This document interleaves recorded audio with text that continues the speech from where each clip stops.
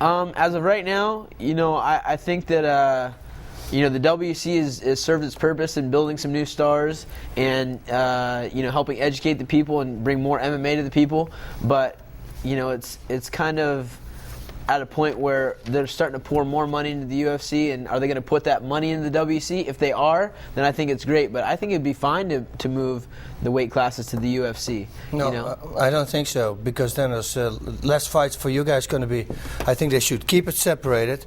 They should call the WEC a different name with the UFC involved, because the UFC is, like we always say, the Kleenex under the tissue paper. Yeah. And I think when they do that, they're going to have way more viewers. Because a lot of people don't WEC, is that something like the UFC? But if they say, there's a lightweight class from the UFC, bam! Yeah. UFC Dos, UFC 2. Yeah. They could do that. I mean, I feel like maybe the They'll reason... use that name, wait and see.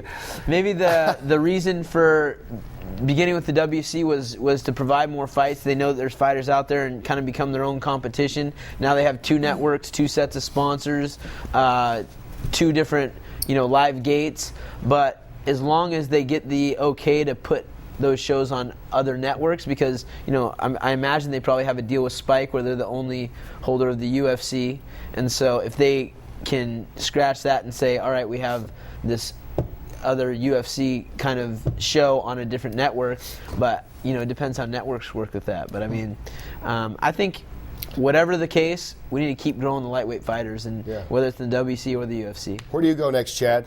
Well, I have a fight actually October 9th, which is going to be the same spot I fought my last 4, the Palace and Lemoore. But hopefully in either December or January, we're looking to go to WEC. So, see, you got them all under the umbrella. Yeah. Or you could take your camp and have your own collective bargaining thing going.